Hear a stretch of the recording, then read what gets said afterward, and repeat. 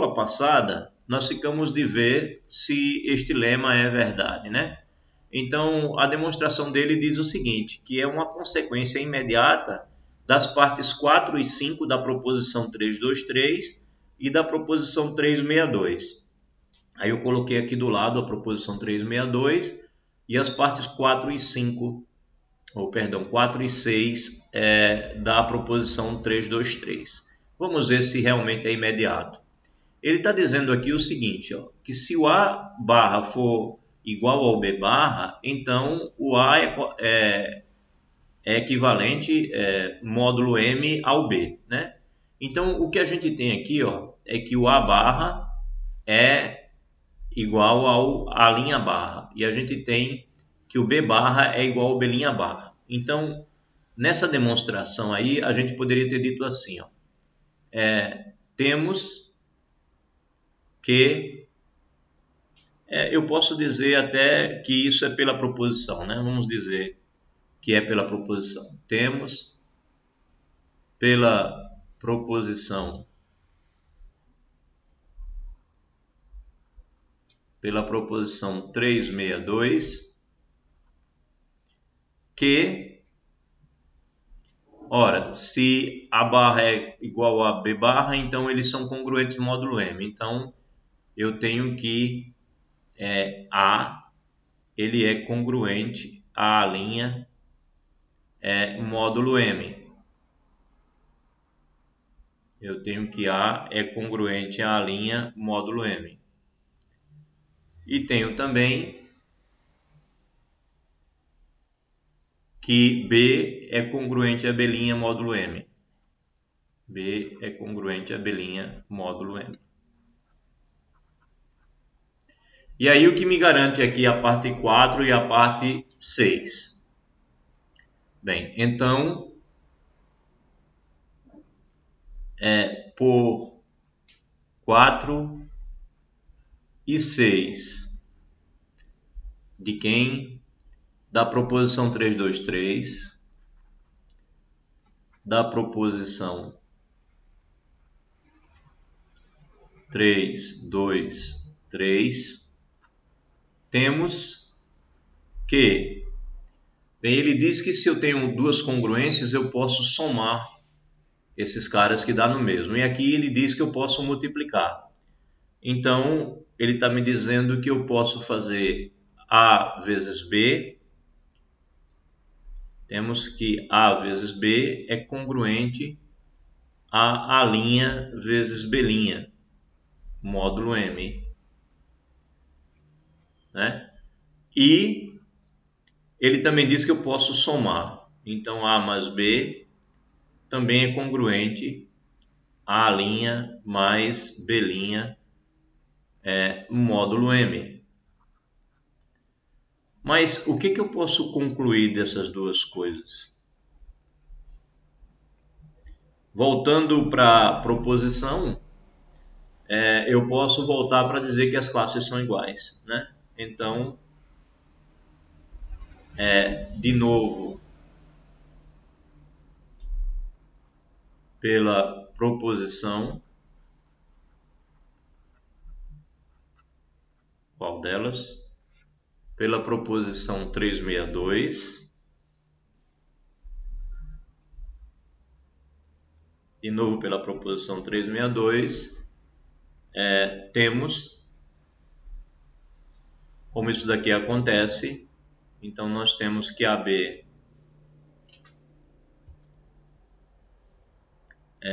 AB barra é igual, né? AB barra é igual a linha B' barra e A mais B barra é igual a linha mais B' barra. Então temos de volta, né? Se eu tenho isso, eu tenho isso. Então no início eu usei que se eu tenho isso aqui, e na volta eu usei que se eu tenho isso de volta, e no meio do caminho eu usei esses dois fatos. Então de fato ele tem razão quando ele diz que é uma consequência imediata das partes 4 e 6 da proposição 323 e da proposição 362. Juntando essas duas coisas, a gente consegue provar que se isso acontece, então isso daqui também acontece. Portanto, não importa quais são os representantes da classe que eu pegar, né?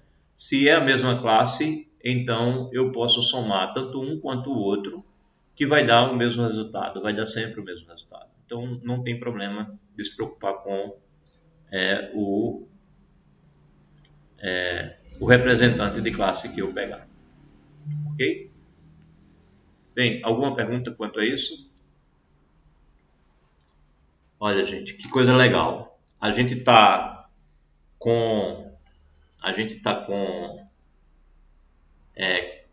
um conjunto, né? A gente percebeu a existência de um conjunto, que é o conjunto das classes residuais módulo M, ou seja, dado um A inteiro, eu pego e um M maior do que 1, eu pego A dividido por M e olho o resto. E aí eu penso, quais são os outros inteiros cuja divisão por M dá esse mesmo resto?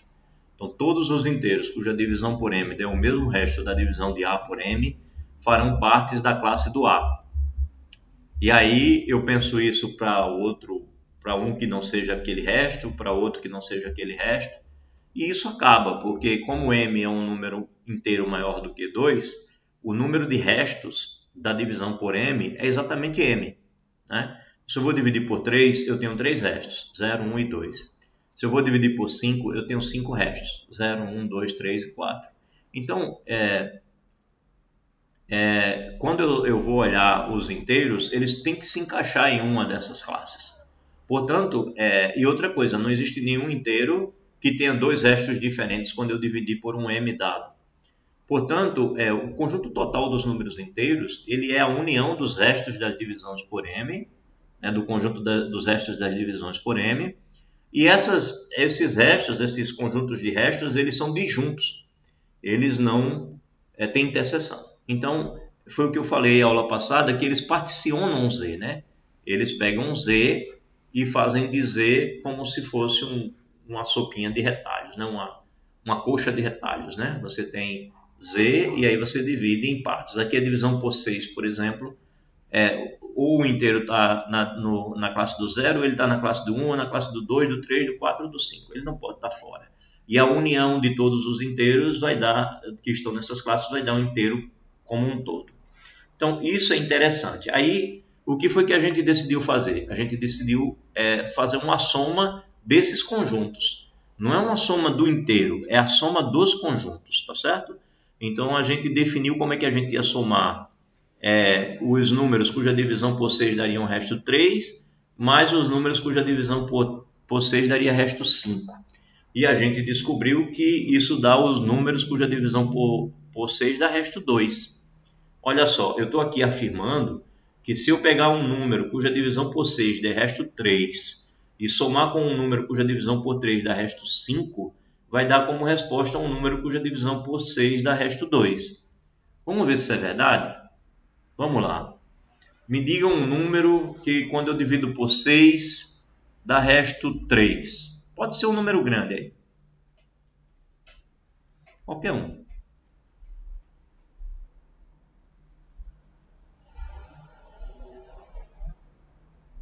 Digam aí para mim, qualquer um. E tem que dar hash 3, professor? É, a divisão por 3 tem que dar resto 3. Digam aí para mim.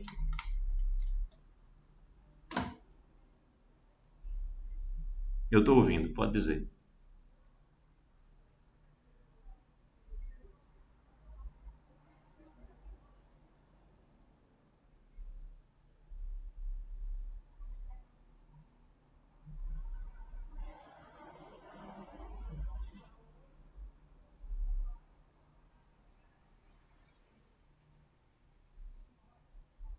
Ah, professor, não consigo não pensar assim agora. Um Um, número que dá num, hash um 3, que dá número, hash 3. um número cuja, Peraí. um número cuja divisão por 6 dá resto 3. Ah, por 6. Ah, tá. Ah, Eu fui agora. qualquer um, qualquer número.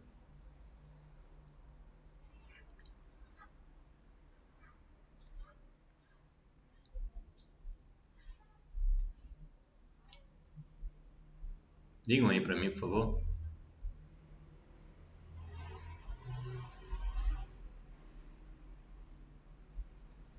45, né? Mas é um 40, número pequeno. 45? 45 dividido por 6 dá quanto? Aí dá por 7, né? 6 vezes 7, 42. Certo, Aí pronto. resta Resta 3. 3. Pronto. Então, 45, quando divido por 6, dá resto 3. Beleza. Agora me diga um outro número cuja divisão por 6 dá resto 5.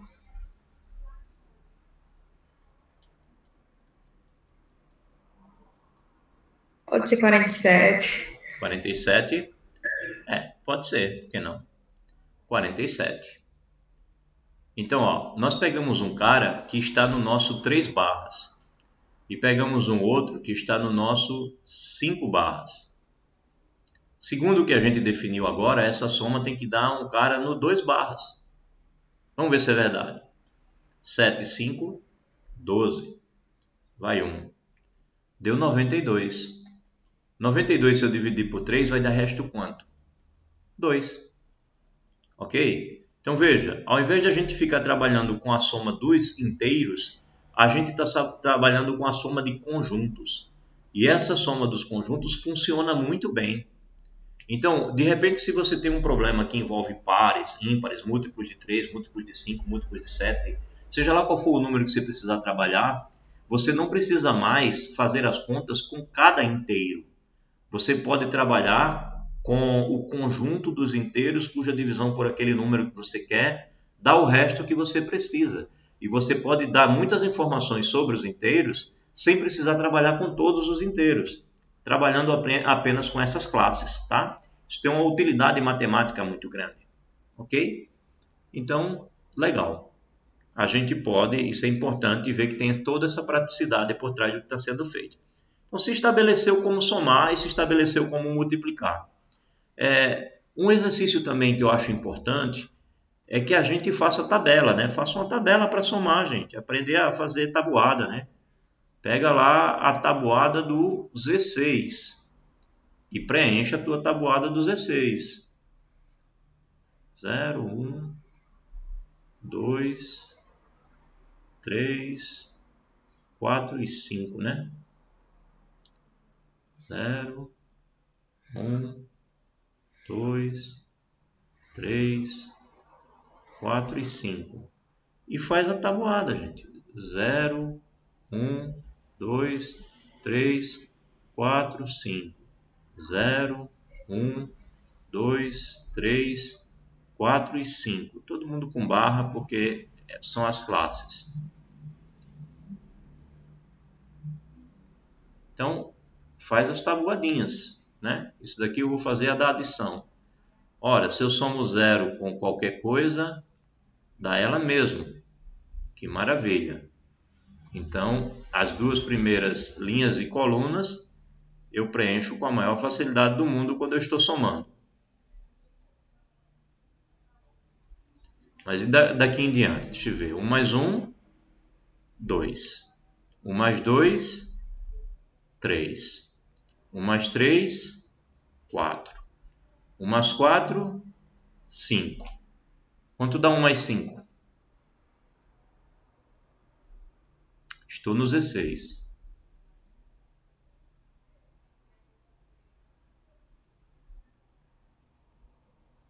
Quanto dá 1 mais 5, Ana Mila, você que ainda que você não fez estruturas algébricas?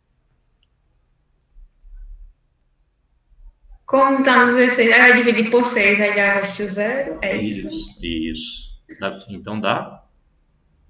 Isso, pode dizer. 0. 0. 1 mais 5 é 0. E você não está enlouquecendo. Acostume com a ideia. 2 mais 1, 3. 2 mais 2, 4. 2 mais 3, 5. 2 mais 4 dá quanto, Ana Mila?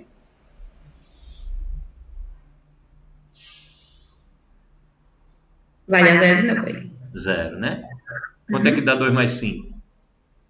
Aí passa, vai dar 1. 2 mais 5, 1. Aí aqui 3. 3 mais 1, 4. 3 mais 2, 5. 3 mais 3 dá quanto? 1. 0. 3 mais 3 dá 0. 3 mais 4 dá 1, né? 1. E 3 mais 5 dá 2, 2. né? Aí 4 mais 1, 5. 4 mais 2, 0. 0. 4 mais 3, 1. 1. 4 mais 4, 2. 2. E 4 mais 5, 3. 3. Aí a mesma coisa aqui. 5 mais 1, 0. 5 mais 2, 1. 5 mais 3, 2. 5 mais 4, 3. E 5 mais 5, 4. Pronto, está aqui a nossa conta.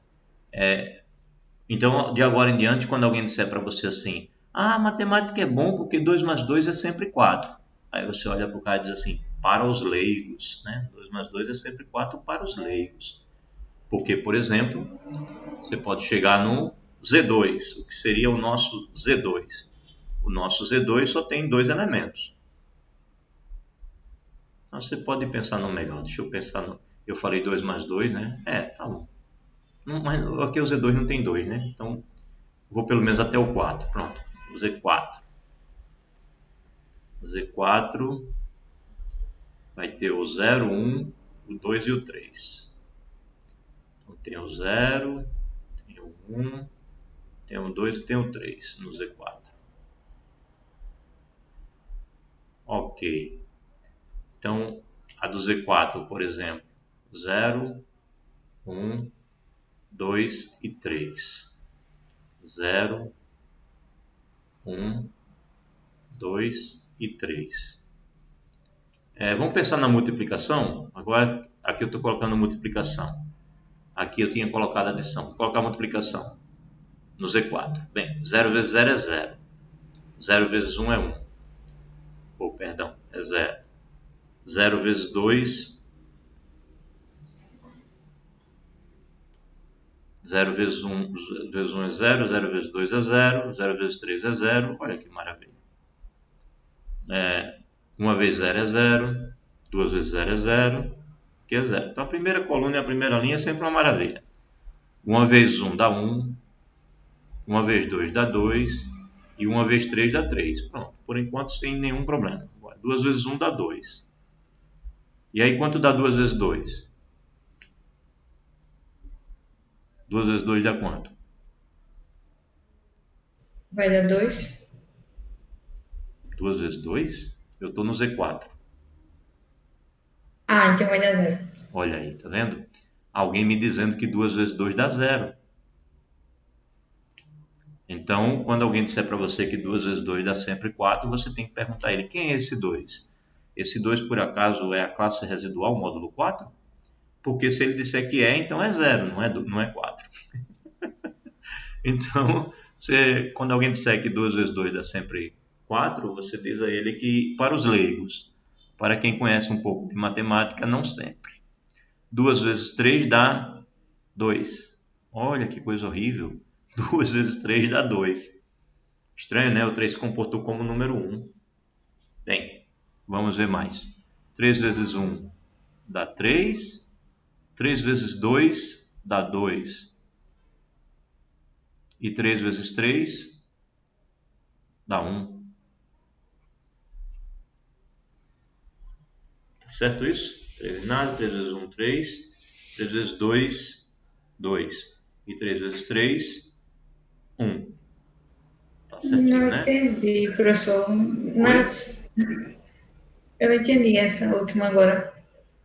3 Uhum. vezes 3. 3 vezes 3 dá 1.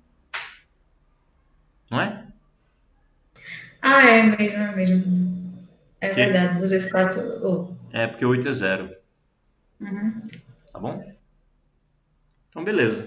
Tá vendo? É importante fazer essas coisinhas para ir acostumando.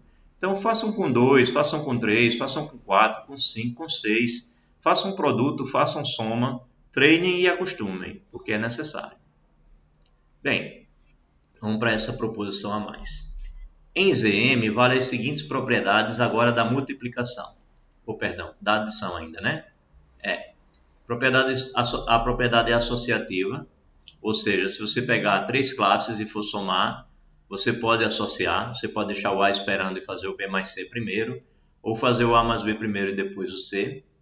existe o elemento neutro, é a classe do zero, ou se você preferir, a classe do M também, porque todos os múltiplos de M estarão nessa classe, portanto o zero está lá e o M também está. Existência do oposto, para cada inteiro módulo M, para cada inteiro módulo M, a barra, existe um único elemento em Zm que chamaremos oposto de A barra e indicaremos por menos A barra. É um cara que quando você somar o A barra mais ou menos A barra, isso vai ter que dar zero. E existe a propriedade comutativa também nessa adição. Para todo A barra e B barra de elementos de Zm, tem-se que A mais B barra é igual a B barra mais A barra. Eu já tinha falado de produto aqui, né? Eu não coloquei o carro... já tinha dito aqui que o produto era desse jeito. Tá bom. Pensei que eu tinha colocado o produto aqui antes de ter dito como ele era. Pois bem, demonstração. As demonstrações são feitas apoiando-se nos axiomas para operações com números inteiros. Claro, né? A título de ilustração, provaremos P1 e P3. Ele nem falou de P2 aqui, porque dizer que existe um elemento em Zm que é precisamente 0 barra, a classe do elemento 0 está o que você... Isso aqui é evidente, porque quando você vai somar o A barra mais o 0 barra, a nossa definição diz que isso é A mais 0 barra. Ora, mas aí você se apoia na existência do zero entre os inteiros, e aí você tem que A mais 0 é A. Então, você tem que, de fato, A barra mais 0 barra é A barra. Então, existe um elemento neutro dessa adição. E esse P3, ele diz P1 e P3, né? Então, o P4 aqui, por exemplo, também o que você vai verificar é isso. É que quando você vai fazer A barra mais B barra, bem, pela nossa definição, isso é A mais B barra. Mas aí, a adição dos inteiros, o axioma diz que a gente pode comutar. Então, isso é B mais A barra. E aí, de volta, a nossa definição diz que isso é B barra mais A barra. Então, de fato, eu consigo comutar. Usando as propriedades, a gente demonstra isso. Agora, a P1 e a P3, como é que ele fez? Bem, as demonstrações são feitas apoiando-se nos axiomas. A título de ilustração, vou fazer essas duas. Usando repetidamente a definição de soma em Zm, temos... Bem, eu estou querendo mostrar que a associatividade acontece, ou seja, somar assim vai ser igual a somar assim. Então, o que ele faz? Ora, A barra mais isso daqui, como ele vai somar primeiro esse, ele somou aqui, é a barra da soma, né? Soma das barras é a barra da soma pela definição. Aí agora ele aplica de novo a definição, barra desse lado mais barra desse lado, você coloca numa barra só. Então você tem que isso é essa barra. Beleza. Agora, como vale a associatividade, você associa aqui dentro. Então você tem que A mais B mais C pode ser escrito como A mais B mais C. Logo, essa barra daqui de A mais B mais C escrita assim é a mesma barra que essa daqui. Ou seja, a barra em cima desse aqui, a barra em cima desse é a mesma barra em cima desse.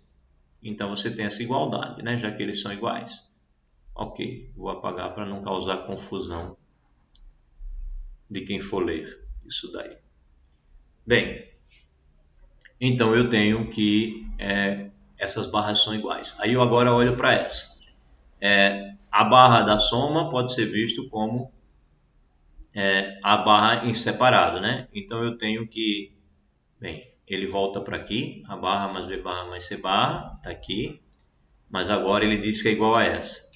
Só que essa que está no todo, ele pode separar, né? Como ele tem A mais B mais C, ele associou aqui, ele pode separar essa daqui. Então, quando ele separa para essa daqui, ele pode separar em duas, e depois para essa daqui ele pode colocar a terceira. Então, ele tem que essa expressão aqui é igual a essa, ou seja, que a associatividade vale. Bem, na última sequência de igualdades, usamos novamente apenas a definição de soma em Zm, aqui. Né?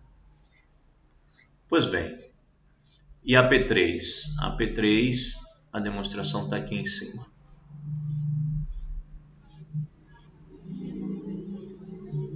Para demonstrar P3, você pega a barra pertencendo a ZM e você precisa mostrar que existe o menos a barra, né? Então, você pega o menos A, o inteiro menos A. Você tem um A aqui representando essa classe e você pega o inteiro menos A. E aí o que você tem? Você tem que verificar se a soma da barra desse com a barra desse dá zero. Ora, mas a soma dessas barras é a barra da soma. E a soma desses dois inteiros dá zero. Portanto, isso é a barra do zero. Ok, então é verdade, já que esse zero é o elemento neutro da adição, que é o que afirma a P2. Bem, para provar a unicidade, você supõe que tenha outro, né? Suponhamos B barra em ZM, tal que A barra mais B barra seja igual a zero barra, ou seja, da comutatividade, você pode inverter B barra mais A barra igual a zero barra. Temos então o seguinte, o B barra ele pode ser escrito como B barra mais zero barra, porque zero barra é elemento neutro. Ora, mas esse zero barra ele pode ser escrito como B barra mais essa soma, porque essa soma dá zero. Eu estou supondo a existência de dois elementos neutros, né?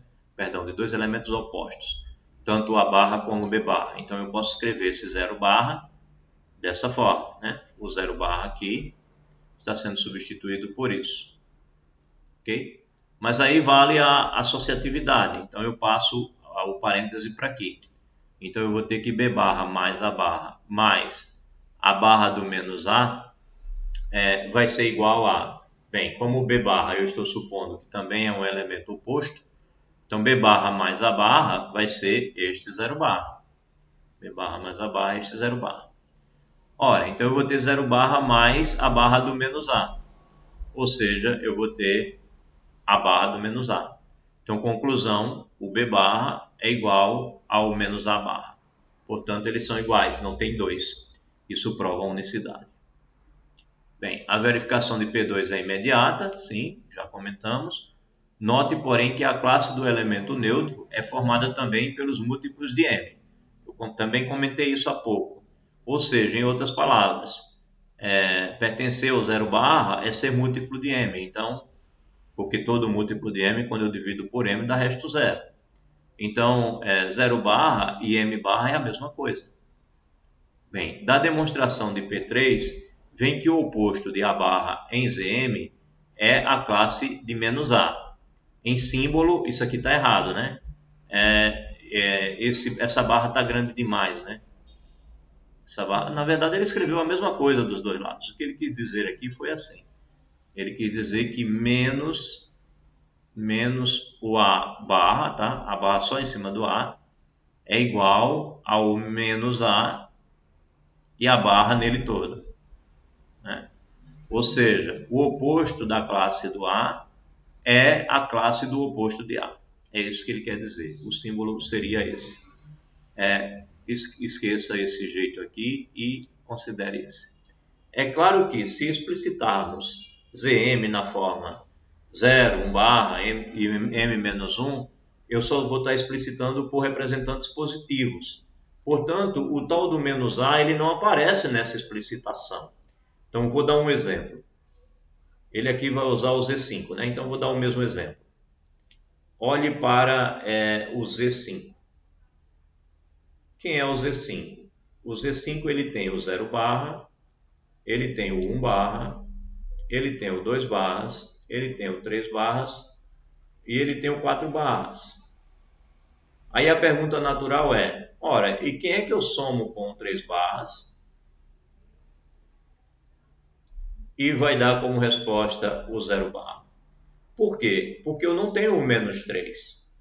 Eu não tenho o menos 3. Eu sei que 3 barras mais menos 3 barras, a classe do menos 3, eu sei que isso é 0 barra. Mas qual é a classe do menos 3 entre essas classes aqui? Porque com certeza tem que estar aqui, é uma dessas 5. Mas não está escrito como menos 3. Aí a pergunta natural é, quem é, dentre esses, a classe do menos 3? Bem, aí ele responde aqui, né? Na forma que está escrito assim, e A é um dos representantes utilizados. Então, o menos A não é um deles, né? Porque não aparece nenhum negativo. Aí, para obter o menor representante positivo, ou seja, para obter um representante aqui da classe de menos A, a gente faz o seguinte: a classe do menos A, ela é a classe do zero menos a classe do A, né? Isso não muda nada porque, bem, classe do zero menos a classe do A, classe do zero menos a classe do A, pela nossa definição, é a classe do zero menos A. Ou seja, é a classe do menos A. É só o jeito de escrever. Então, isso é a classe do zero menos a classe do A. Ora, mas a classe do zero é a classe do M. Então, isso é a classe do M menos A. Portanto, isso é a classe de M menos A assim. Então, o que ele está dizendo é que eu poderia descobrir, por exemplo, qual a melhor maneira de escrever o meu menos 3, pensando no seguinte: o meu menos 3 aqui, ele poderia ser visto, né? Menos 3, a classe do menos 3 é a classe do zero menos 3. Né? Não muda nada. Ora, mas isso é igual a classe do zero menos a classe do 3. Mas a classe do zero pode ser vista como a classe do 5. Né? Que classe do 5 ou classe do zero é a mesma coisa. Ora, mas isso é a classe do 5 menos 3. Portanto, eu descubro que isso daqui é a classe do 2. Encontrei um que está aqui. E é verdade, né? Se você fizer 3 mais 2, você vai ter 5. Mais 5 é 0. Então, quem é o menos 3? A classe do menos 3, ela é a mesma classe do 2. Em outras palavras, se eu for dividir menos 3 por 5, o resto é 2. Lembre-se que é a nossa divisão euclidiana. Menos 3 dividido por 5, o resto é 2. Você só precisa determinar quem é o quociente. É 1, né? Ou melhor, menos 1. Menos 1 vezes 5, né? Você tem que menos 3 é igual a menos 1 vezes 5 mais 2. É verdade, né? Dividendo é quociente vezes o divisor mais o resto. É verdade. Então, de fato, a classe do menos 3 é a classe do 2. Dividir menos 3 por 5 dá resto 2, assim como dividir 2 por 5 também dá resto 2. Só que o quociente seria 0. Entendido? É simples, né? É só procurar o que falta para completar o M. Aí sempre vai dar certo. Então, você está lá no Z7. Você quer saber quem é que eu somo com a classe do 2 para dar 0. Para dar 0. Ou seja, quem é a classe do menos 2. Então, eu estou lá com a classe do 2, eu preciso chegar no 7. Qual é o que falta? 5. Então, a classe do 2 mais a classe do 5 dá a classe do 0. Então, eu posso dizer que a classe do 2 ela é igual à classe do menos 5, porque o 2 é o oposto do 5, nesse caso. E eu também posso dizer que a classe do 5 é igual à classe do menos 2, né? Então, um é o oposto do outro. O oposto da classe do 2 barra, né? O oposto do 2 barra é o 5 barra. E o oposto do 5 barra é o 2 barras, no Z7, ok? Então, é só você procurar o que está faltando. É fácil, é só fazer o M menos aquele número que você está brincando ali. Então, 5 menos 3 dá 2. Então, você já sabe que o oposto do 3 é o 2. Ok? É o que ele está te avisando aqui. A classe do menos A é a classe do M menos A. Né? Então, por exemplo, em Z5 temos que a classe do menos 2 é a classe do 5 menos 2, que é o 3. Então, de fato, 2 mais 3 dá 5 e a classe do 5 é o 0. Bem, listamos na próxima proposição as propriedades do produto e a propriedade distributiva que relaciona ambas as operações. Então, aqui estão as propriedades do produto. Vale a associatividade também. Existe o elemento neutro, que é a classe do 1. Quando a gente fez as tabelas aqui, a gente deve ter sentido isso. A tabela está lá embaixo, né?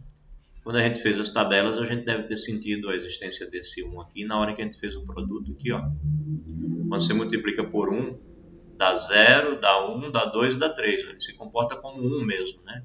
Então, você multiplica por 1, dá 0, 1, 2 e 3. Então, realmente o 1 da multiplicação, quando você pensa em classes, é o mesmo 1, age como um dos inteiros. Ele trabalha como um elemento neutro, né? Existência do elemento neutro, como produto também. Né? A classe do 1 barra se comporta como o 1 dos inteiros, é o elemento neutro da multiplicação. Bem, comutatividade também vale, e vale a distributividade.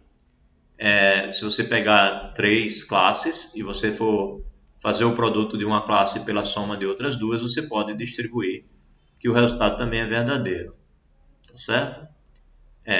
Bem, demonstração. Tal como na proposição anterior, as demonstrações que deixamos como exercício ao leitor são feitas reduzindo-se ao caso dos inteiros. E eu não vou ficar fazendo, até porque eu considero passível de pedir que vocês demonstrem alguma dessas propriedades nas nossas avaliações, tá? Então, normal, é só exercitar. É só exercitar a definição e os axiomas naturais do conjunto dos números inteiros.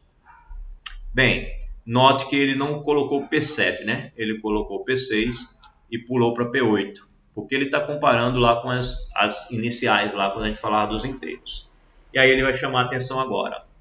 O leitor deve ter notado que não listamos uma propriedade P7, porque ele está comparando com as propriedades dos inteiros. E aí quando ele faz o paralelismo que estamos fazendo com as propriedades das operações dos inteiros, essa P7 corresponderia à propriedade cancelativa.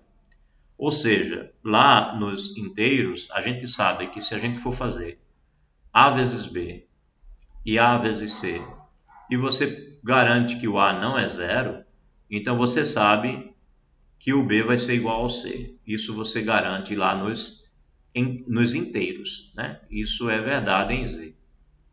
Isso é verdade em Z. É a nossa P7. É a nossa P7. Ela diz isso lá. Ok.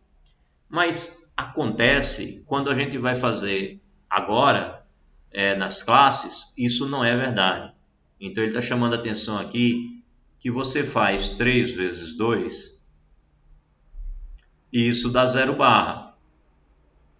Mas se você fizer 3 vezes 4, isso também dá 0 barra. E isso não lhe dá o direito de cancelar o 3 e dizer que o 2 barras seria igual ao 4 barras. Isso aqui está errado. Não é verdade. O 2 barras não é igual ao 4 barras, tá? Eu, ao invés de dizer que está errado, eu vou simplesmente dizer que são diferentes para não escrever um absurdo e deixar aí escrito. Pronto. Essas duas classes são diferentes. Então não vale a lei do cancelamento, pelo menos aqui no nosso Z6 ficou claro que não vale a lei do cancelamento. Tá certo? Então, como ele escreveu aqui, ó, o 2 é diferente do 4.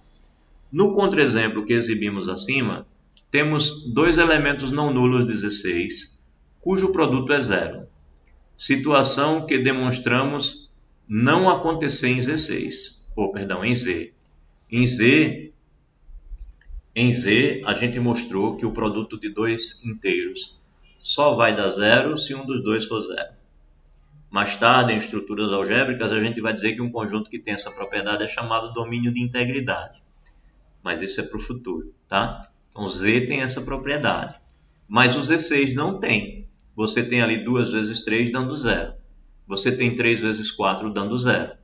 Então, você tem dois números, digamos assim, que são, na verdade, dois conjuntos, que não são o elemento neutro da adição, e o produto está dando zero.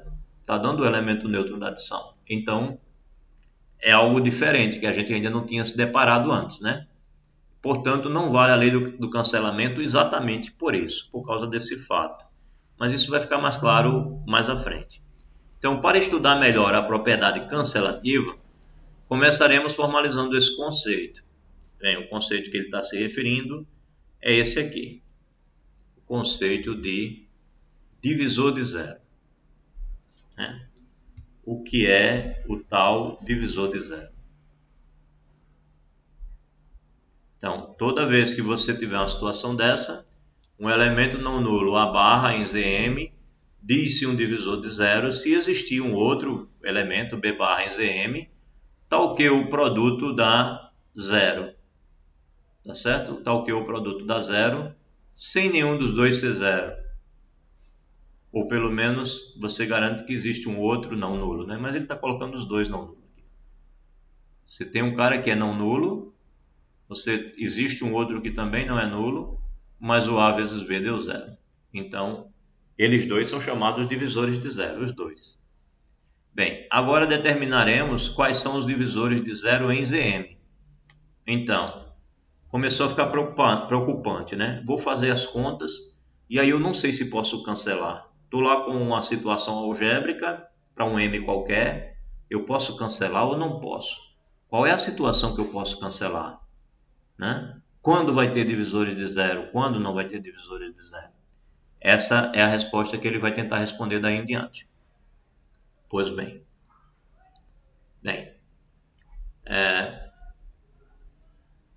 vamos lá. Lema.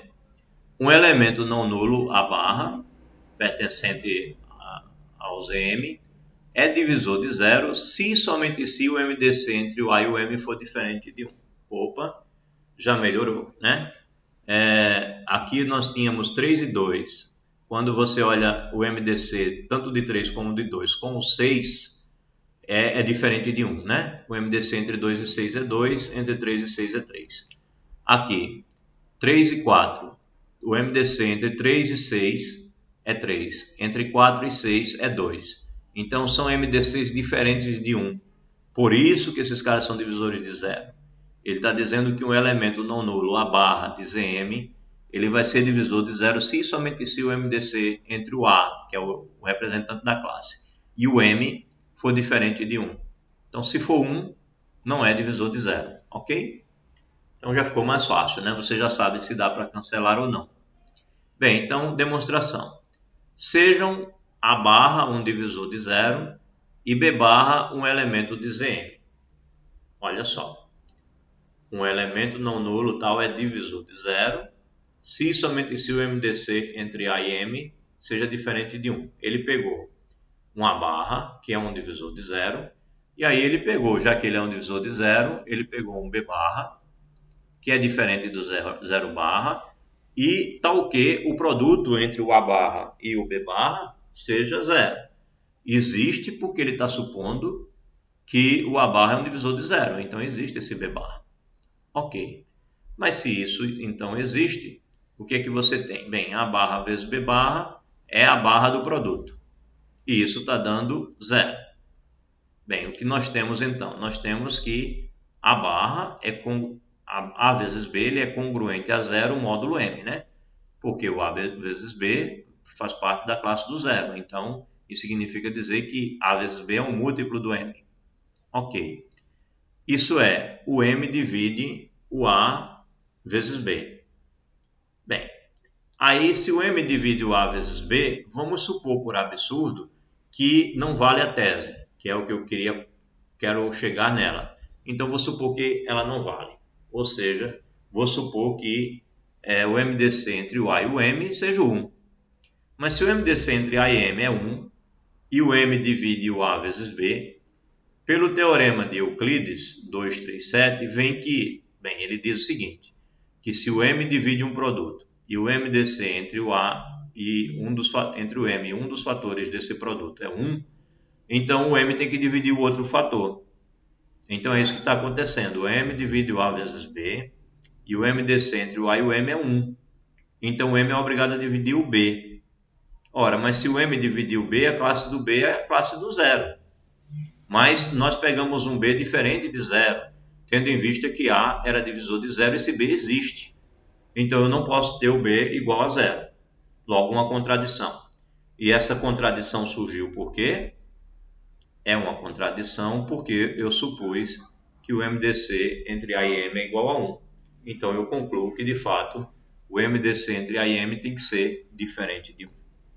Bem, isso foi a demonstração no sentido natural da leitura, mas é uma demonstração do tipo se e somente se. Então eu tenho que inverter agora a leitura e provar também. Então vamos inverter. Reciprocamente, vamos supor que o MDC entre A e M é diferente de 1.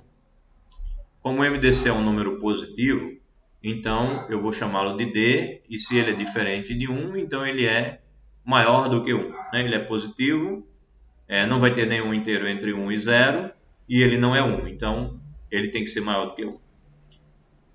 Bem, vamos determinar então um elemento B barra diferente do 0 barra em ZM, tal que o A barra vezes o B barra seja 0 barra, né? Faltou uma barrinha aqui. O A barra vezes o B barra seja o 0 barra. Ou seja, em outras palavras, eu vou... Opa, foi sem querer novamente. Deixa eu ver se eu acho onde eu estava.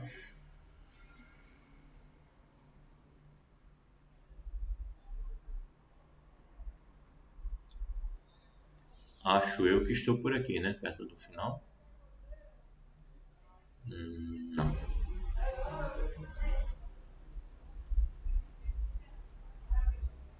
Por aqui.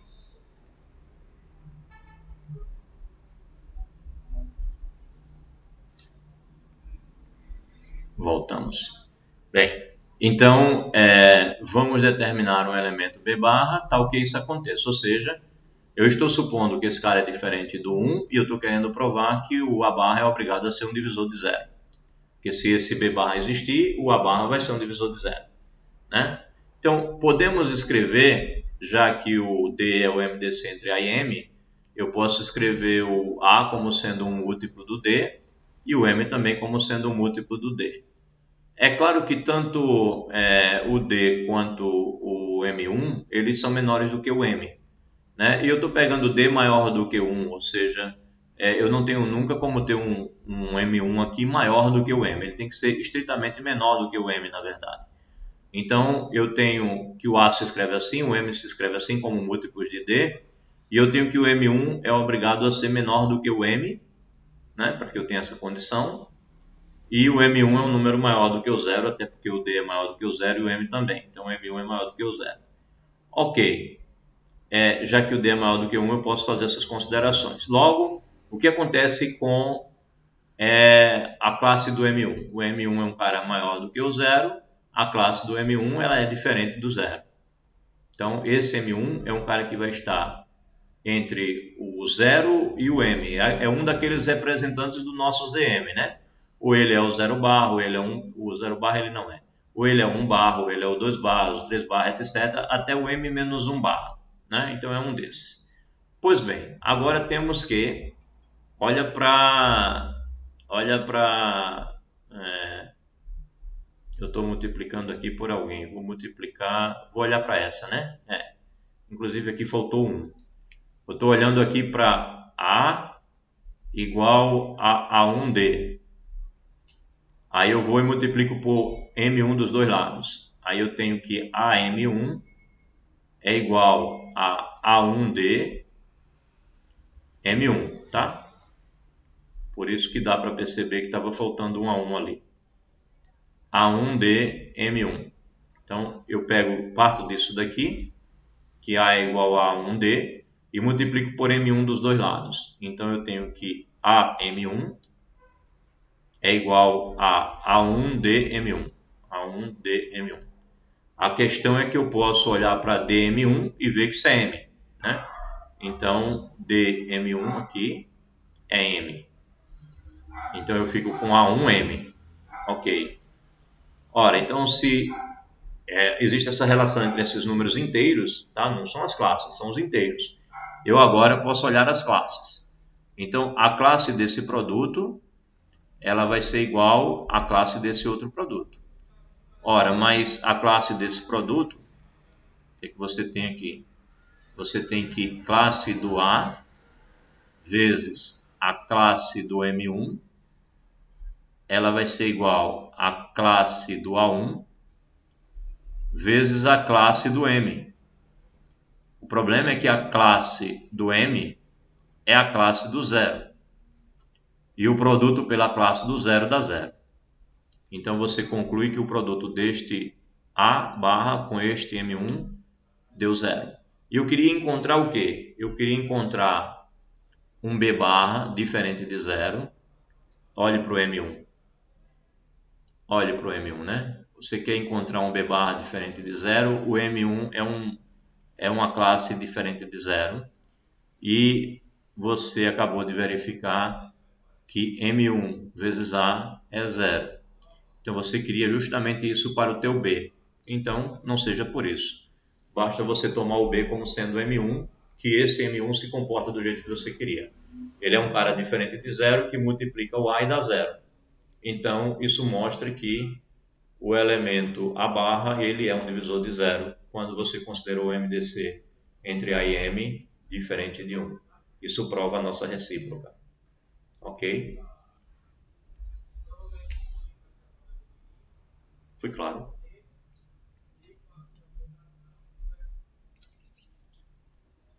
Ok. Exige uma leitura mais ou menos cuidadosa, mas é uma leitura proveitosa, é um exercício muito interessante a gente buscar todos esses detalhes aí, tá?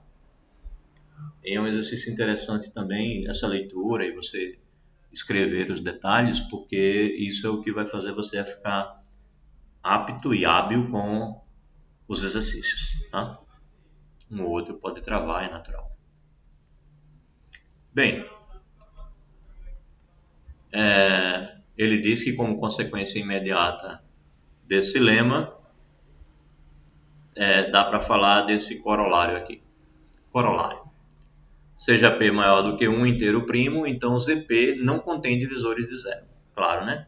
A gente acabou de dizer que se o MDC entre A e M for diferente de 1, é que ele vai ter divisores de zero. Portanto, se for igual a 1, não tem divisor de zero. Mas se você pegar M igual a P, nenhum dos abarras, nenhum dos ácidos abarras vai ter o MDC diferente de 1. Né? Todo mundo vai ser primo com o tal do P. Né? Ou seja, isso daqui é verdade, claro, porque se você pega uma barra que pertence a um ZP, né? Então o MDC entre esse A e esse P primo é sempre 1. É sempre 1. Então, portanto, esse A não é divisor de zero. Nunca vai ser, não tem como ser. Não é divisor de zero. Por causa do resultado anterior, né? Então, realmente é imediato, é uma consequência imediata. Bem, lema. Se Zm não contém divisores de zero, então M é um inteiro primo. Opa, então isso é a recíproca, tá certo? É uma informação ainda mais forte. Quer dizer, ainda mais forte não, mas é uma informação complementar importante. Porque o que tinha sido informado aqui é que se o P é primo, então não tem divisores de zero. E ele está dizendo ao contrário. Se você tem um Zm que não contém divisores de zero, então esse M é primo. Né? Precisa ser demonstrado, então, a volta. Né? O sentido contrário da afirmação. Perguntas? Bem, eu não gosto quando diz assim perguntas, né? Às vezes a pessoa não consegue nem fazer a pergunta porque está sem entender nada. Bem, mas alguma dúvida, algum detalhe, quer citar alguma coisa, fique à vontade, tá? Eu não estou com o fone aqui, mas o som está aberto, porque eu estou praticamente só em casa. Então não estou incomodando ninguém hoje. Bem, vamos lá. Vamos provar isso. Se não contém divisores de zero, é porque o M é um inteiro primo. Então, demonstração. Suponhamos, por absurdo, que M seja composto. Né? Então, eu estou supondo que não contém divisores de zero, mas mesmo assim o M é um inteiro composto. Eu estou negando a tese, então eu devo chegar numa contradição com alguma coisa. Então, suponhamos, por absurdo, que M seja composto. Isto se ele é composto, ele se escreve como um produto, né, de dois outros inteiros, onde esses dois inteiros são menores do que ele e maiores do que 1. Bem, temos então que passa a barra aqui em cima, né? A barra do M, a barra do R vezes a barra do S. Tá? mas a barra do M é a barra do zero. Ok. Em que o R não é zero e o S também não é zero. Eles são maiores do que 1. Então, o que acabou acontecendo? Eu acabei de dizer que existem dois inteiros que estão no nosso ZM, né, porque são menores do que o M e maiores do que o 1, eles pertencem ao ZM, né, o R barra e o S barra, e esse produto está dando zero. Isso significa dizer que esses caras aqui eles são divisores de zero. Né? Isso é uma contradição com a nossa hipótese. Diz que não contém divisores de zero. Então, a contradição aconteceu. Por quê? Por que aconteceu a contradição? Porque R barra e S barra são divisores de zero. São divisores de zero em ZM. Né? Eles estão em ZM e o produto dos dois deu zero. Então eu não posso ter o R barra, não pode existir esses dois caras que o produto está dando zero sem eles serem nulos. Né? Então é esse o motivo da contradição. Então pronto, que alegria, né? O que eu sei já? Eu sei que Z2, Z3, Z5, Z7, esses caras, eles não têm divisores de zero. E eu sei mais, né? Além de saber que esses não têm, eu sei que Z4, eu sei que Z6, eu sei que Z8, sei que esses caras, eles têm divisores de zero.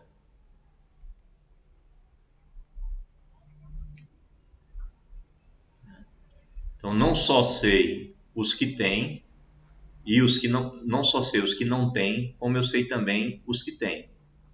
Então, se esses caras aqui tiver qualquer elemento cujo MDC com eles não seja 1, seja diferente de 1, e eles têm, porque o 2 divide todo mundo aqui, então eu sei que esses caras têm divisores de zero. A única chance que tem de não ter divisor de zero é se os caras forem primos. Se não for primo, vai ter divisor de zero. Isso é espetacular, né? Meu problema lá, eu estava com problema porque não conseguia fazer lei de cancelamento. Eu não sabia se tinha divisor de zero ou não. Agora já sei. Bato o olho, olho o meu M. Se o M é um primo, não tem divisor de zero.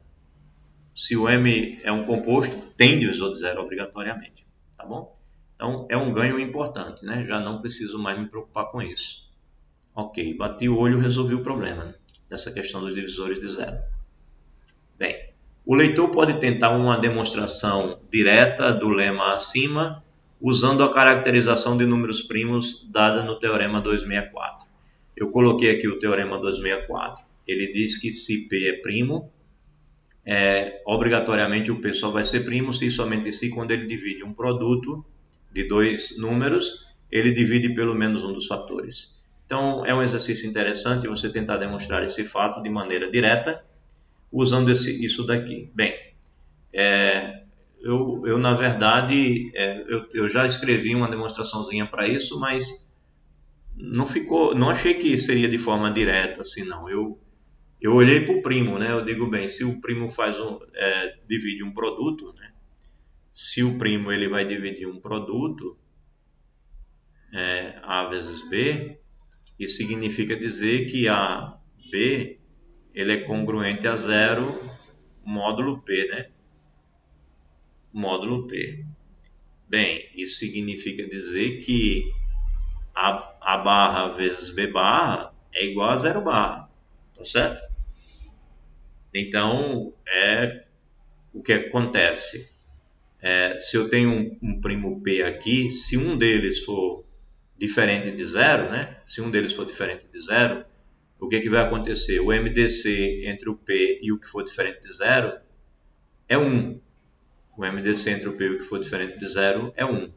Então o P não vai dividir um dos dois. Aí o que diz o teorema aqui? Que se divide o produto tem que dividir o outro. Mas se o P divide o outro é zero. Então, de fato, não vai ter divisor de zero. Tá certo? Então, bem, eu fiz um arranjozinho assim. Vocês podem pensar uma outra maneira de escrever. Eu não achei muito direto, né? Porque eu parti do primo. Mas pensem aí uma maneira de usar isso para demonstrar isso de forma direta. É meio que um exercício também, ok? Como está meu tempo? Ainda tenho meia hora, dá tempo para fazer um monte de coisa. Deixa eu ver como é que eu estou de tamanho de texto, se falta muita coisa no meu texto aqui. Falta um bocado, mas acho que vai dar tempo para fazer muita coisa, se não tudo.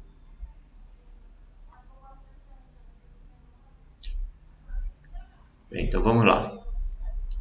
Proposição.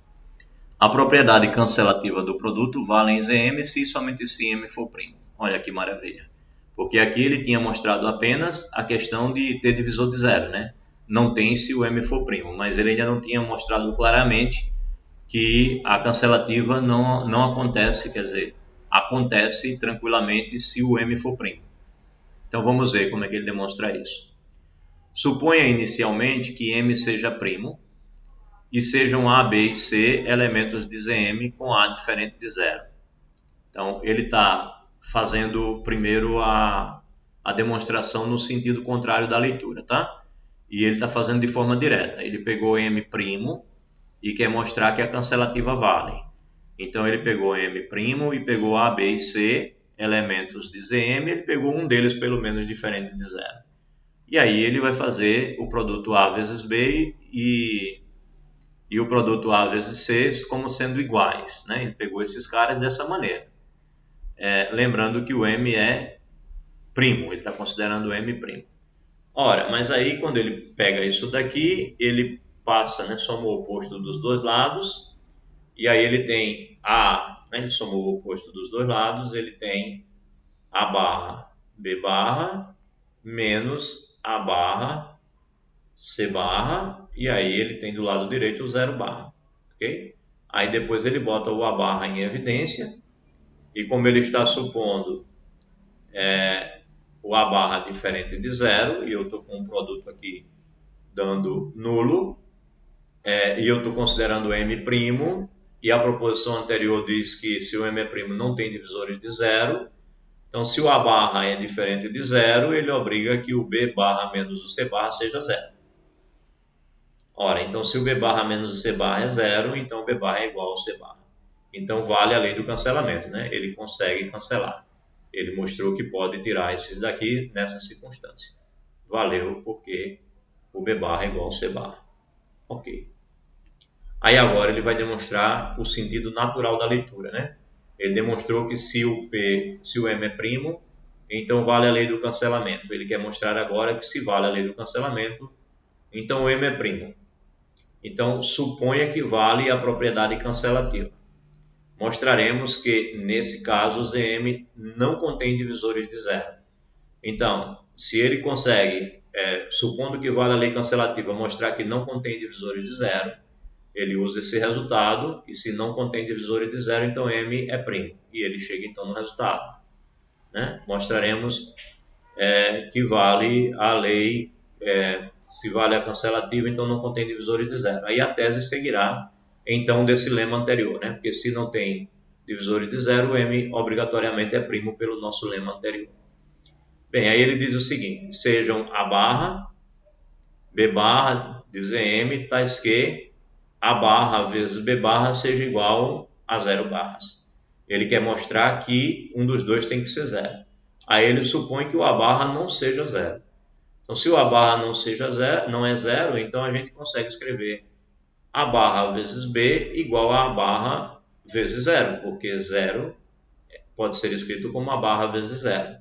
Ora, mas se eu estou supondo que vale a lei do cancelamento, então eu cancelo o A barra e eu tenho que o B barra é o 0 barra. Ora, então Se um deles não é nulo, o outro é. Portanto, não tem divisores de zero. E se não tem divisores de zero, o lema anterior garante que M é primo. Ok? Tá? Deixando isso bem claro. Não tem divisores de zero. Não tem divisores de zero. E a gente concluiu isso porque a gente mostrou que o B barra seria o zero barra. Logo, pelo lema, acho que aqui é melhor um ponto, né?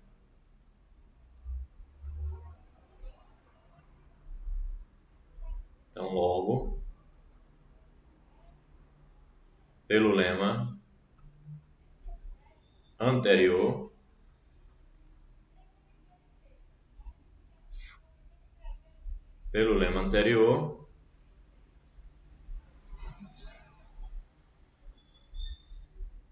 M é primo. Foi essa conclusão que a gente queria chegar, né? Que a gente estava demonstrando justamente o sentido natural da leitura aqui.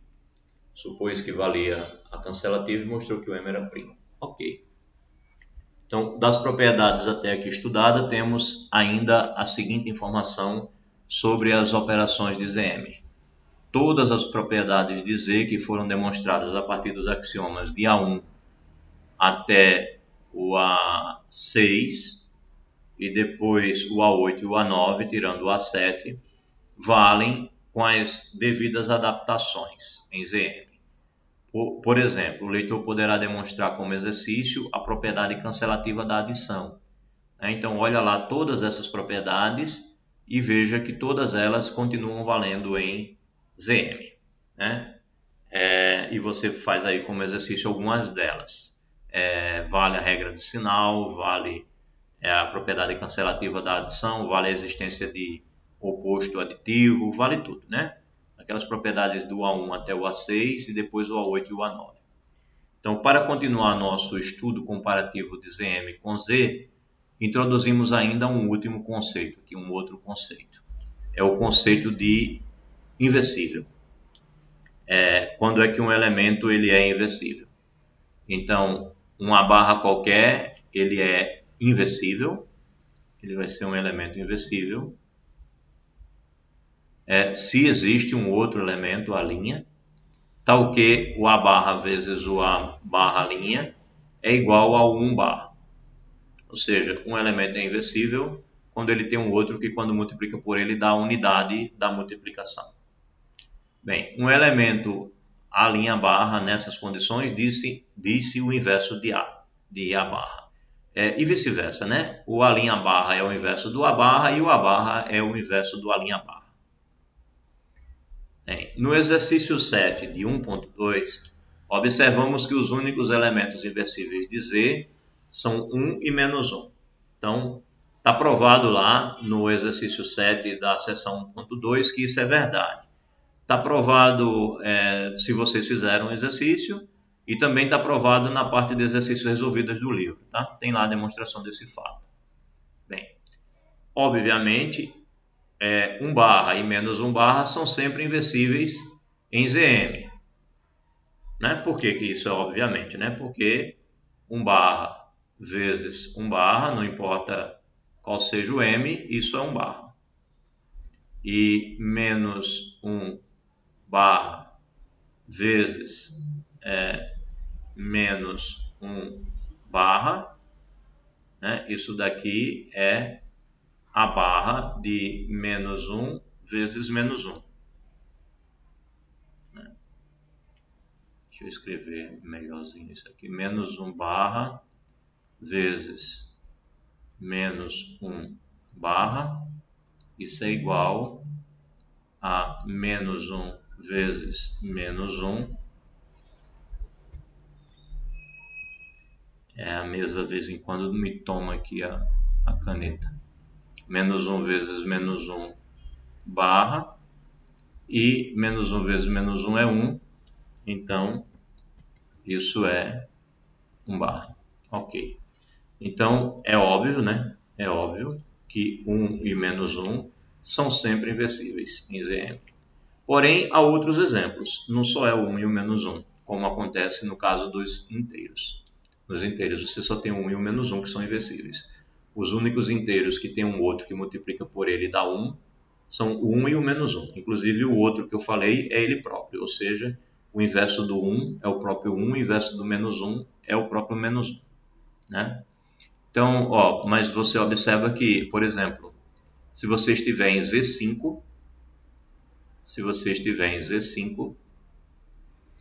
então 2 vezes 3 dá 1. 2 vezes 3 dá 1. E nem 2 é 1, nem o 3 é 1. Nem o 2 é o menos 1, nem o 3 é o menos 1. Então, dois elementos que são diferentes de 1 e menos 1 e o produto dá 1. 4 vezes 4 também dá 1 em Z5. Então, a gente pode dizer que 2, 3 e 4 são inversíveis em Z5 e mais que isso, que o 2 é o inverso do 3 e que o 4 é o inverso dele mesmo. Ok? Então, em Z6 temos ainda que 5 vezes 5, que é igual a 25, é 1. Logo, 5 é um inversível de 16. Porque 5 vezes 5 é 25 e 24 em 16 é 0. Então, de fato, 25 é 1.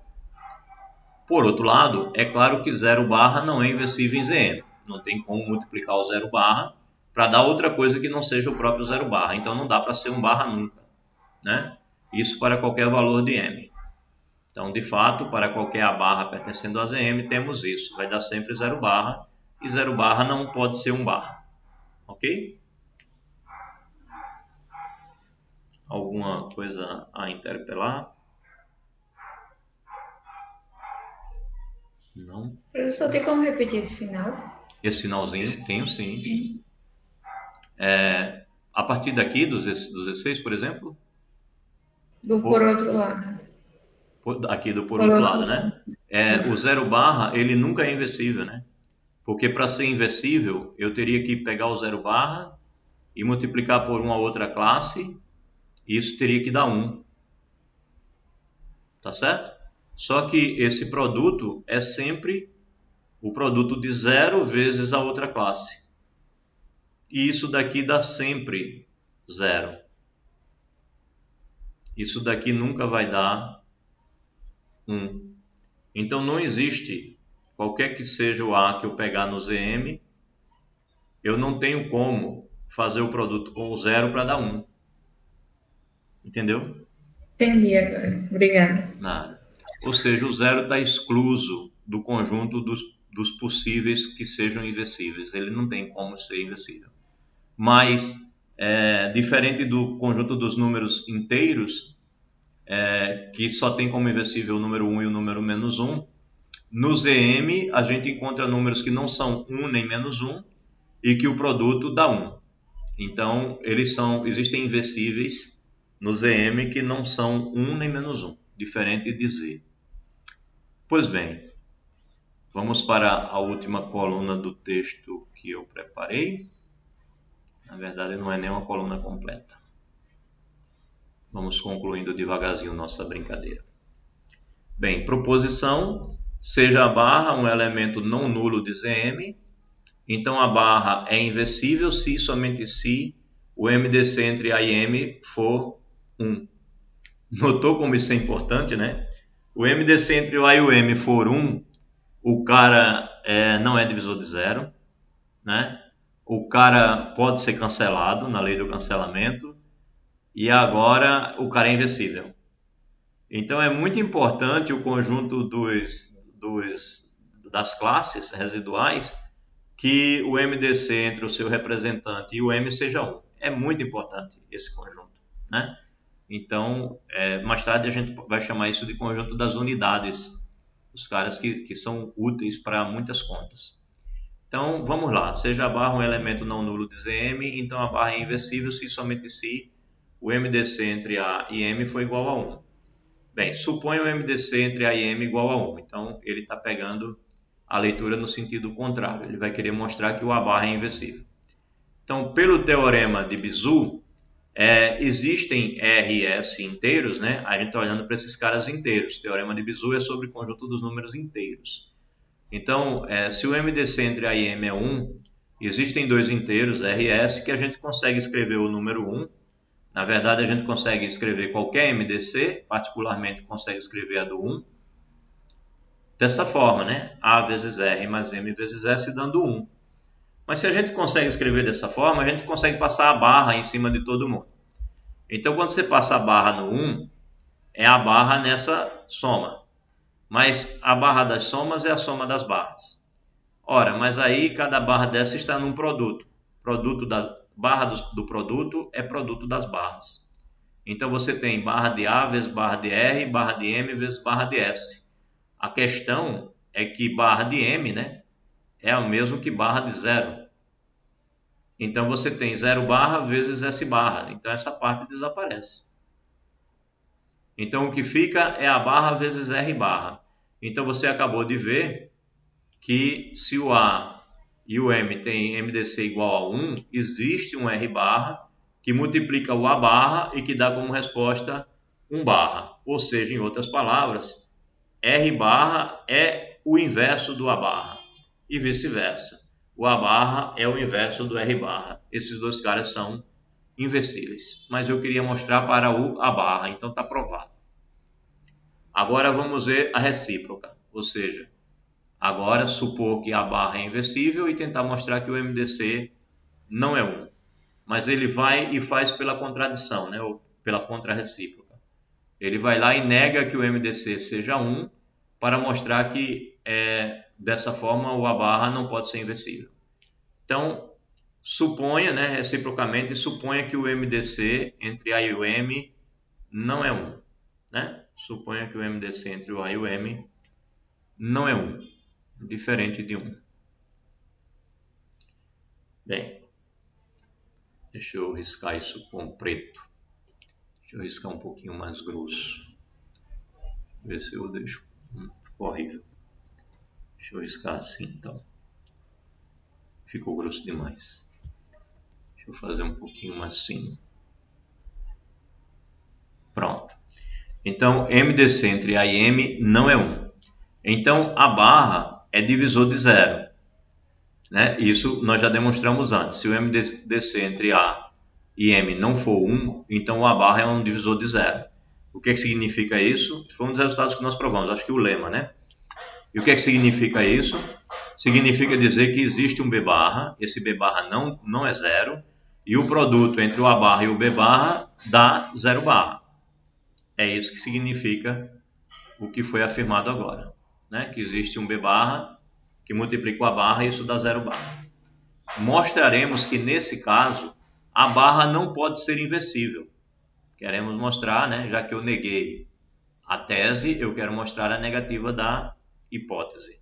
Então mostraremos que a barra não pode ser inversível. Ora, eu tenho esse produto dando 0 e ambos não são nulos. Então, com efeito, suponhamos que exista uma linha barra tal que o A vezes o A barra vezes o A linha barra deu 1 barra, né? Ele já escreveu uma barra só aqui, né? Ele, na verdade, desde o princípio, ele está querendo dizer que isto daqui é A barra vezes a linha barra, né? Então, esse produto está dando 1 barra. Bem, teríamos então o quê? Se isso tudo aí pode acontecer, então eu posso escrever o B barra como sendo B barra vezes 1 barra, é claro, né? Porque 1 barra é o elemento neutro da adição. Então eu posso escrevê-lo assim, né? Posso escrever como B barra vezes 1 barra. Só que o 1 barra eu posso escrever como A vezes a linha, né? Porque isso dá 1 barra, já que eu estou considerando a possibilidade dele ser inversível. Mas aí eu posso associar dessa maneira, e aí eu vou ter agora A barra vezes B barra. Ora, mas A barra vezes B barra é 0 barra. E aí vai ficar 0 barra vezes esse tal do A' barra que eu estou supondo que exista. E aí 0 barra vezes qualquer coisa vai dar 0 barra. E aí eu concluí que o B barra é o 0 barra, mas não pode. O B barra é diferente do 0 barra, tá certo? Então, contradição, pois B barra, ele é diferente do 0 barra. Ele não pode ser o 0 barra, né? Tendo em vista que eu estou considerando que a barra é divisor de 0. Se ele é divisor de 0, o B barra que multiplica ele e dá 0 barra, não é 0 barra. Né? É um cara diferente do 0 barra. Então não poderia ter dado 0 barra aqui. Foi essa a contradição que aconteceu. Bem, a demonstração da proposição anterior também sugere um método para determinar o inverso de um dado elemento, como ficará claro no exemplo abaixo. Então, eu quero calcular o inverso do 4 barras no Z37. O cara pega um M grandão, que é para dar trabalho, né? E o cara não achar fácil, tem que fazer as contas. Então ele pegou 37, pegou P igual a 37 e ele quer encontrar qual é o inverso do 4 barras. Então, olhando para a demonstração anterior, o que ele pensou? Ele pensou em o 4 barras e o 37, né? Ele tem que o MDC, pelo teorema do Bezout, ele tem que o MDC entre o 4 barras e o 37, ou 4 e o 37, não tem barra nesse caso, que eu estou falando em inteiros. Então, o MDC entre o 4 e o 37 é 1. Então, eu devo procurar um número que multiplica o 4, um outro que multiplica o 37 e a resposta deu 1. Ora, 4 vezes 9 dá 36. Então, ele foi e colocou menos 9 para dar menos 36 e colocou 1 multiplicando o 37. Veja, é exatamente o que foi feito aqui. Ó. É exatamente o que foi feito aqui. Ele encontrou um A, encontrou um R, encontrou um S. E de tal forma que desse 1. Veja qual foi o inverso que ele encontrou. Ele encontrou o cara que multiplicava o A, passou a ser o inverso. Então, quando ele faz essa conta, quem é que está multiplicando o A? Quem está multiplicando o A é o menos 9. Esse é o nosso R da brincadeira. Né? Isso daqui é o R vezes o A, mais o S vezes o M, dando 1. E o inverso do A vai ser esse, porque quando ele passa as barras, essa parte aqui desaparece. E de fato, se você pegar as barras disso daqui, você vai ter barra do menos 9 vezes a barra do 4 mais a barra do 1 vezes a barra do 37. E isso tudo dá como resposta a barra do 1. A questão é que a barra do 37 é 0. Isso aqui dá 0. Então você conclui que a barra do menos 9 vezes a barra do 4 é 1. É a barra do 1. Isso é, esse menos 9, ele é o inverso do menos 4. O menos 9 é o inverso do menos 4. Bem, mas lembra como é que a gente acha dentro dos números de 0 até 37 o que significa esse menos 9? A gente procura um cara que somado com 9 vai dar 37. E esse número é 28. Né? 28 mais 9 dá 37. Portanto, a classe do menos 9 é a classe do 28. Então, ao invés de a gente dizer que o inverso do 4 é o menos 9, a classe do menos 9, a gente diz que a classe inversa do 4 barras é a classe do 28. Ou seja, a gente, por fim, vai responder que 4 barras vezes 28 barras é que de fato é 1 barra. Né? E a gente vai dizer que o 4 é o inverso do 28, o 28 é o inverso do 4. Mas não ia ser imediato achar, né? Foi preciso pensar usando aqui o teorema de Bezout para poder chegar ao resultado. Bem, corolário 365, deixa eu ver se falta muita coisa, para ver se vai dar tempo. Falta não, tá pouco. Corolário 365, mas falta quanto tempo também? 7 minutos. Bem, vamos lá. Corolário 3615. Seja P maior do que zero inteiro primo. Então, todo elemento não nulo de ZP é inversível. Claro, né? Se ele está dizendo que sempre que o MDC entre o A e o M é 1, então o A é inversível. Se você colocar um P' aqui, então para todo A, o MDC entre o A e o P vai ser sempre 1. Né? Então, é verdade, esse corolário é imediato por causa disso, porque o MDC entre o A e o P é igual a 1. Isso, qualquer que seja o A pertencendo ao ZP, né? O MDC entre o A e o P vai ser igual a 1, qualquer que seja o A barra que eu pegar em ZP, o representante que eu pegar aqui, o MDC dele vai ser 1. Então, de fato, isso é verdade. Então, para concluir, reinterpretamos na linguagem ZM alguns resultados das sessões anteriores. Então, por exemplo, o corolário 335 pode se enunciar agora na forma... Bem, agora que a gente tem a linguagem de barras, né? A linguagem de classe residual, a gente pode olhar para resultados anteriores e reescrevê-los, né? Então, por exemplo, o corolário 335, ele dizia que se A e M são inteiros relativamente primos, a congruência AX congruente a B módulo M tem sempre solução. Então, olhe como a gente pode escrever isso. Seja A um inteiro, tal que o MDC entre A e M é igual a 1. Ou seja, eu estou dizendo que A e M são inteiros relativamente primos. Aí ele fala nessa congruência. Ele diz aqui então, e seja B um outro inteiro. Então, A barra X é igual a B barra. Isso significa dizer exatamente que AX é congruente a B, ou seja, eles estão na mesma classe, módulo é congruente a B, módulo M, tá?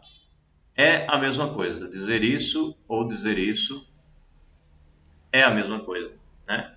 E então tem única solução, é dizer que esse x aqui tem solução única. Bem, demonstração, ele diz assim, é claro que basta interpretar o resultado que eu não tenho a mínima ideia de onde é que está esse resultado, tá? Se alguém encontrar uma tarefa masoquista para vocês, se alguém encontrar o que significa aquele 14.5 ali, me digam, viu? Porque eu procurei no livro o que ele queria dizer com 14.5 e não entendi, tá? Bem, se acharem me digam, porque eu não achei. Bem, depois vocês me dizem se for o caso. Então, ele diz que poderia interpretar esse resultado que eu não sei qual é. Mas aí ele diz, porém, daremos uma prova independente para ilustrar como podem ser usados os resultados dessa sessão. Então, eu esqueci o 14.5. Se vocês quiserem procurar e me dizer qual é, eu agradeço. Bem, aí ele dá uma demonstração. Ele tem por hipótese que o MDC entre A e M é 1. Então, existe a linha tal que A barra vezes a linha é igual a 1 barra, né? Porque se o MDC é 1, então o A é inversível. Ok. Então, se isso daqui acontece, X barra igual a linha B é uma solução. O que é que ele fez? Se existe essa linha, ele pode multiplicar aqui dos dois lados. Aí ele vai ter o seguinte. Se existir essa linha, vai lá, multiplica pelo a linha de um lado e do outro. Então você vai ter, bem, se você inverter dá no mesmo, né? É comutativo. Então você tem a linha vezes A, aqui multiplicando pelo lado esquerdo, vezes X, vai ser igual a linha vezes B, né? Multipliquei aqui dos dois lados. Ora, mas eu estou dizendo que isso dá 1 barra, então isso dá X, né? E aqui do lado de cá vai ficar a linha barra vezes B barra. Ou, se você preferir, pode colocar uma barra só, mas vamos deixar separado como ele deixou. Bem, esse 1 barra dá X. Então, aqui vai ficar assim. 1 barra vezes X vai dar X, né? Então, X tem como solução isso daqui. É a mesma coisa que ele fez aqui. Ele disse que X seria a solução. Ele foi substituir o X aqui.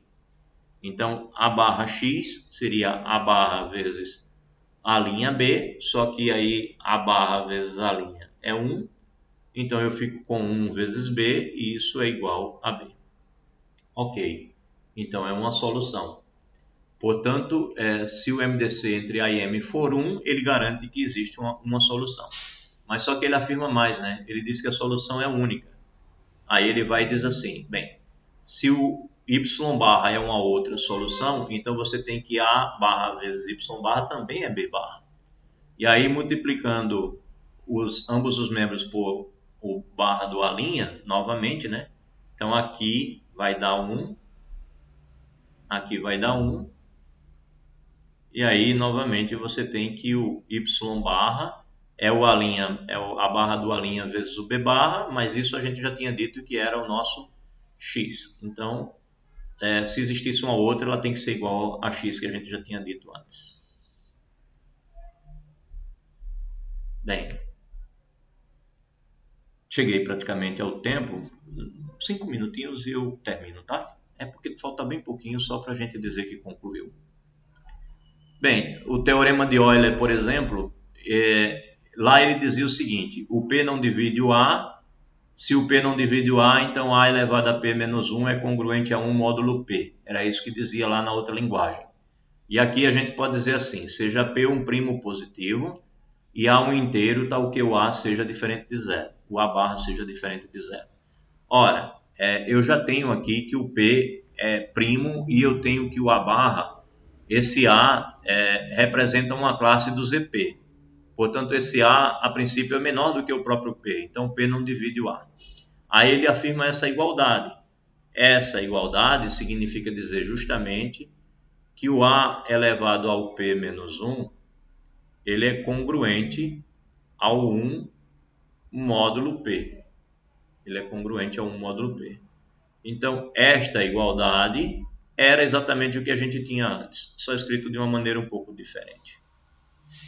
E terminamos, tá vendo? Só falta esse pedacinho aqui. Bem, teorema de Euler. Aqui é o teorema de Fermat, né? Aqui o teorema de Euler dizia que se o MDC entre A e N fosse 1, um N maior ou igual do que 1, então A elevado a φ de N seria congruente a 1 módulo N. Bem, estou passando o carro de bombeiro. Deixa ele afastar só um pouquinho.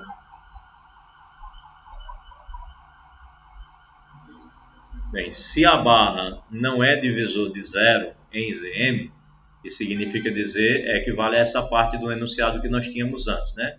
Se o MDC entre A e M, no caso aqui ele está usando M, né?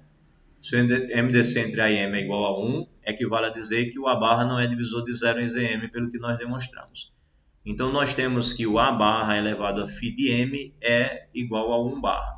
Isso daqui, repito, é a mesma coisa que dizer que o A elevado ao φ, eu não gosto desse φ, nunca consigo colocar o traço exatamente no meio, eu prefiro escrever esse φ aqui, ao φ de M, a função φ de Euler, o A elevado ao φ de M, o A elevado ao φ de M, ele é congruente a 1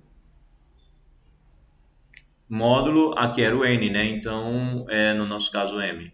Aqui. M, tá? Então, é a mesma coisa. Dizer isso ou dizer isso é a mesma coisa. Então, só mudamos o jeito de escrever o enunciado. Bem, note que esse resultado afirma, em particular, que o inverso de A barra pode ser escrito como uma potência de A, né? Ele está dizendo que esse cara está dando 1 barra. E eu posso reescrever essa potência dessa maneira, né? Eu tiro 1 aqui, ó, e faço um produto por A barra aqui. Então, quando eu faço esse produto, eu volto a ter isso. Então, eu reescrevi essa parte da esquerda dessa maneira. E aí, quando eu escrevo assim, eu tenho um produto que dá 1. Portanto, A barra vezes essa potência do próprio A barra está dando 1. Então, é isso que ele está dizendo. A gente consegue ver que o inverso do A barra é uma potência do próprio A barra, que no caso é essa potência aqui. Isso daqui é o inverso do A barra. E aí, finalmente, gostaríamos de observar que não é possível introduzir em ZM uma relação de ordem, né? Então, entre os axiomas que nós tínhamos antes, as propriedades que nós tínhamos antes, havia relação de ordem em Z. E como está se comparando com as propriedades em Z, não tem relação de ordem em ZM. Não dá para dizer quem é maior do que quem. Então, não dá para dizer que o 2 barra é maior do que o 3 barras, ou o 3 barras é maior que o 4 barras, o 4 barras é maior que o 3 barras. Não tem como fazer essa relação. E ele sugere aqui, né? Não há uma relação de ordem total compatível com as operações. Isto é, uma relação que verifique axiomas análogos àqueles que a gente chamou de A10, A11, A12, A13, A14 e A15. Aí ele diz, veja a respeito nos exercícios 13 e 14. Na verdade, mais no 14 do que no 13. Nesses exercícios tem uma sugestão lá. Ele está dizendo que você suponha que existe a possibilidade de ter uma ordem, e aí você vai ver que você vai ter problema para dizer se o 1 é maior do que o 0 ou o 0 é maior do que o 1. O 1 barra maior do que o 0 barra, o 0 barra maior do que o 1 barra. Ele diz que quando você tenta responder isso, dá problema. Então, ele sugere isso. Suponha que há a possibilidade de ter a ordem, e aí verifique que aqueles axiomas não ajudam você a mostrar que 1 barra é maior do que o 0 barra, ou o 0 barra é maior do que 1 barra. Bem, essa é a sugestão dele. Aqui eu termino a minha exposição de hoje. Alguém quer fazer alguma pergunta final? Provavelmente sobre a prova, né? Então deixe terminar a gravação aqui para a gente falar sobre a prova se vocês quiserem.